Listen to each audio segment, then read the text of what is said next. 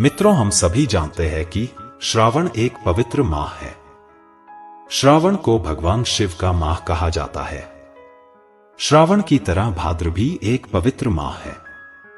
आज हम यही बात करेंगे कि भाद्र माह पवित्र क्यों है, भाद्र माह पवित्र होने का क्या कारण है, भाद्र मास में कौन कौन से त्योहार मनाए जाते हैं। आइए आज जाने कि भाद्र मास क्यों पवित्र है।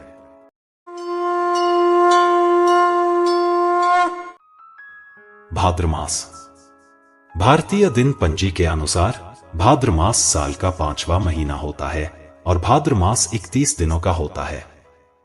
असम में भाद्र मास को एक पवित्र महीना माना जाता है। भाद्र मास शुरू होने पर असम के हर नाम घरों में भक्त जन एकत्र होकर कीर्तन भागवत का पाठ करते हैं, जो पूरे भाद्र मास में चलते हैं। लेकिन यह भाद्र मास इतना पवित्र क्यों है? भाद्र मास पवित्र होने का पहला कारण है भगवान श्री कृष्ण की जन्माष्टमी।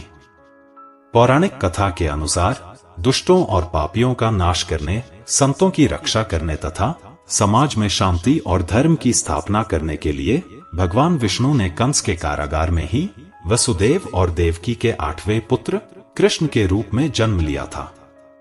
जिस दिन श्री कृष्ण ने मर्त्य लोक में जन्म लिया, उस दिन भाद्र मास की अष्टमी तिथि थी।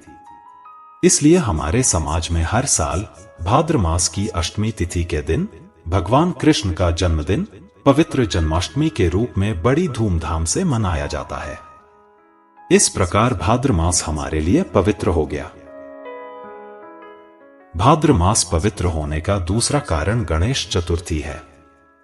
शिव पुराण के अनुसार भगवान गणेश का जन्म भाद्र मास में कृष्णा चतुर्थी को हुआ था।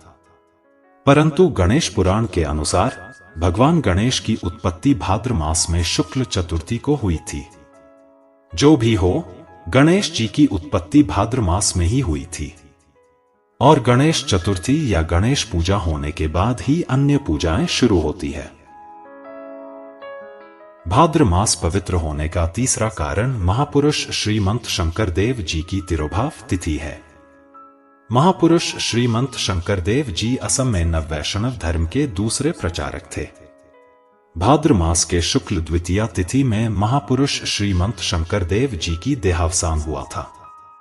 इसलिए इस दिन शंकर देव जी की तिरोभाव तिथि के उपलक्ष्य में असम के सभी नाम घरों में नाम कीर्तन किया जाता है। भाद्र मास पवित्र होने का चौथा कारण महापुरुष हरिदेव जी की आविर्भाव तिथि है।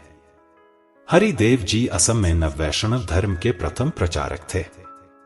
महापुरुष हरिदेव का जन्म 1426 ईस्वी में भाद्र मास की शुक्ल पंचमी को असम में लखीमपुर के नारायणपुर में हुआ था।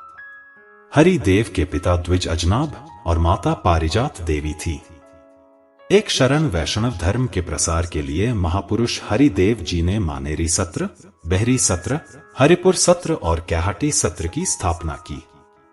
महापुरुष हरिदेव जी के अनुसार भगवान श्री कृष्ण ही सभी अवतारों के मूल है। वे बलि विधान का विरोध अवश्य ही करते थे, लेकिन अन्य देवी देवताओं की निंदा करने की बात को दोषनीय मानते थे। महापुरुष हरिदेव जी के अनुसार जिस प्रकार पृथ्वी का सारा जल समुद्र में चला जाता है, उसी प्रकार अन्य देवी देवताओं की पूजा अंततः भगवान श्री कृष्ण को ही मिलती है। भाद्र मास पवित्र होने का पांचवां कारण है महापुरुष माधव देव जी की तिरोभाव तिथि। महापुरुष श्रीमंत शंकर देव जी के प्रमुख शिष्य माधव देव जी असम में नववैष्णव धर्म के प्रचारकों में से अन्यतम एक थे। भाद्र मास की कृष्णा पंचमी तिथि को महापुरुष माधव देव जी की तिरोभाव तिथि मनाई जाती है। भाद्र मास पवित्र होने का छठा कारण है विश्वकर्मा पूजा। पौराणिक कथाओं के अनुसार भाद्र मास की संक्रांति के दिन ही देवशिल्पी विश्वकर्मा का जन्म हुआ था। इसलिए भाद्र मास के अंतिम दिन विश्वकर्मा पूजा मनाई जाती है। इस तरह विभिन्न पवित्र तिथि, जन्माष्टमी और पूजाओं के कारण भाद्र मास पवित्र हो गया।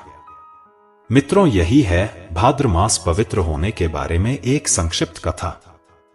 हमें आशा है कि आज की कथा आपको जरूर पसंद आई होगी। आगे अन्य एक नई प्रसंग के साथ फिर मिलने की आशा से आज के लिए विदा लेता हूं। धन्यवाद। जय श्री कृष्ण।